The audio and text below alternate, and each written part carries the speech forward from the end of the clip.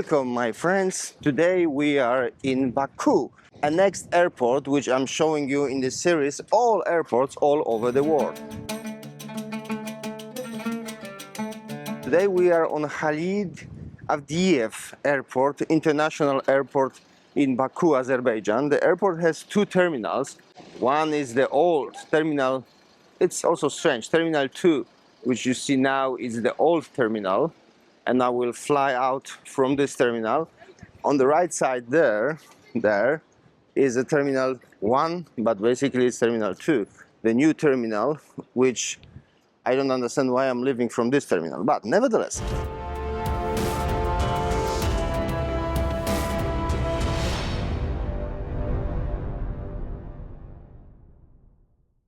Capacity of this airport is around 6.5 million passengers yearly. And you know what happened? Last year, 2024, they had over 7.5 million passengers. So now they make a decision that they will do another whole complex of the Terminal 3, hotel, maybe even metro station, which will deliver you directly to the center of the city. Now let's go inside to see how the terminal looks like. And it's a check control. They're checking, the major, if you don't have anything explosive or other things in the suitcase. But it's also the kind of zone where you can enter just to pick up someone when someone is arriving. So it's arrive and departure zone, free zone to anyone. Then you're going upstairs to departure zone. Downstairs is arriving zone. Upstairs, I'm now going to departure zone. I'm flying with the cheap airlines, Wizz Air. We're flying to Abu Dhabi right now. Maybe because of that we are using this terminal, because if we're using the cheap airlines, they will not give us access to the luxury first terminal in Abu Dhabi, in Baku.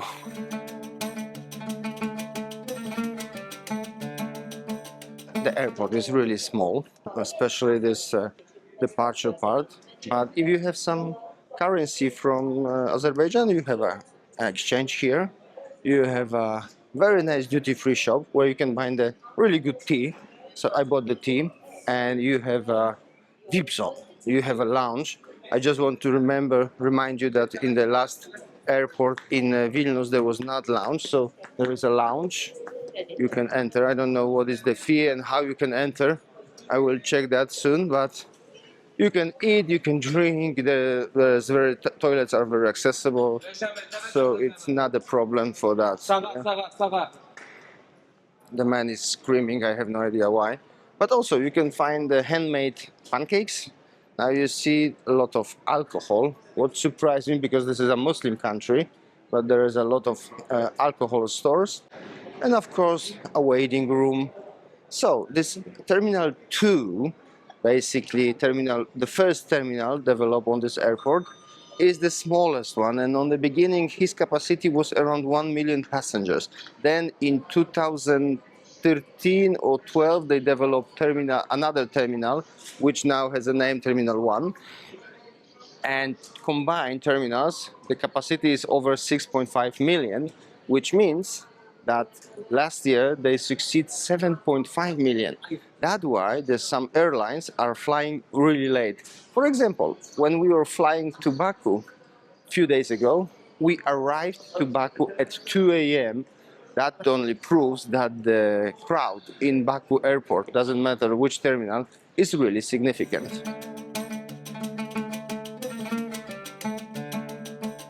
Okay, now we're departing, so basically this airport is also very boring. You have nothing, because it's an old airport. It's a first airport from 1976 or something like that. The terminal is from 1976 or something like that.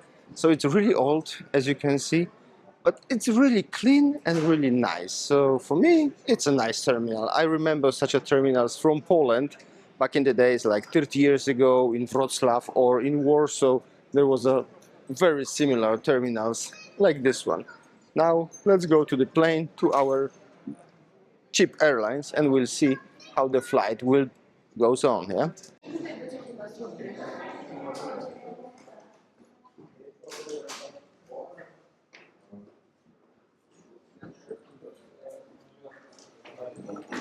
it's not very smart.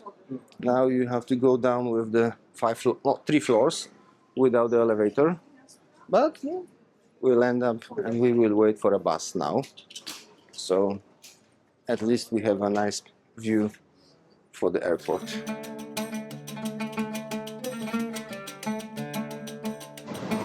And we are on the airport.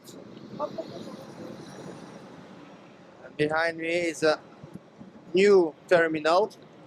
Like I said, more luxury.